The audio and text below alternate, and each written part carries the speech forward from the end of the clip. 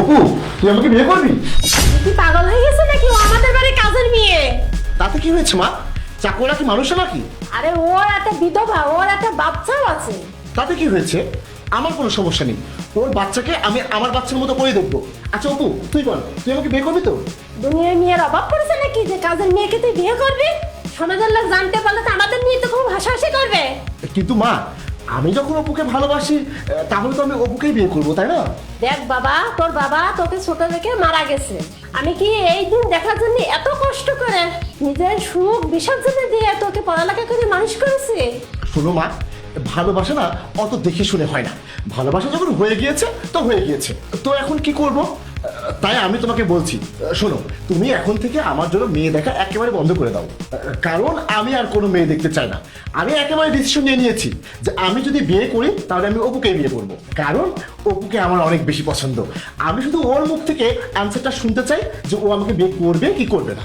কি হলো অপু, বলো, তুমি কি এই বাড়ির বউ হবে?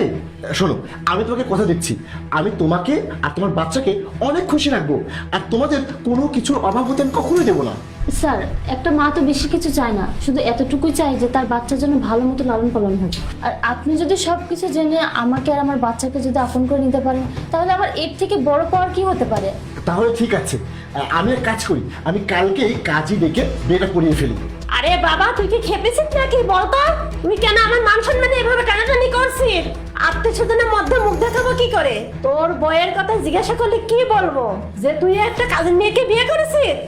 হ্যাঁ মা, কারণ তুমি তো এই বাড়ির বউ চাওনি, তুমি তো ও একটা কাজের মেয়ে আনতে চেয়েছিলে।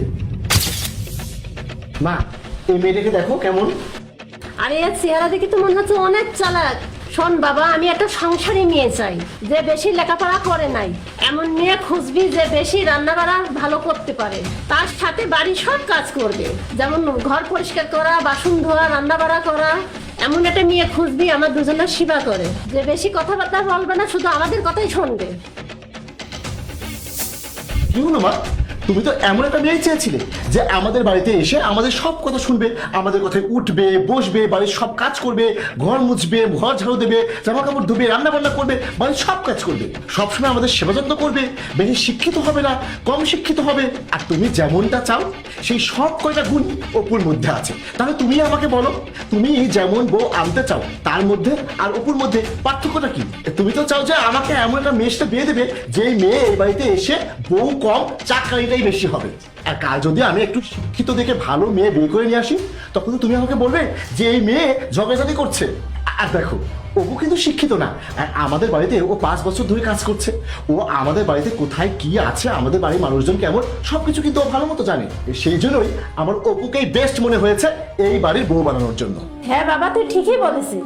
আসলে এই বাড়ির জন্য একটা চাকরানি খুঁজছিলাম, কিন্তু আজকে তোর কথা শুনে আমার ভুল বুঝতে পেরেছি। আমি বুঝতে পেরেছি আমার চিন্তাধারা কতটুকু নিছো। সরি অপু, মাকে বোঝানোর জন্য না এর থেকে ভালো উপায় আমার আর জানা ছিল না। তুই যদি পারিস তো আমাকে ক্ষমা করে দিস। ঠিক আছে স্যার, কোনো ব্যাপার না, আর আমি কিছু মনে করিনি।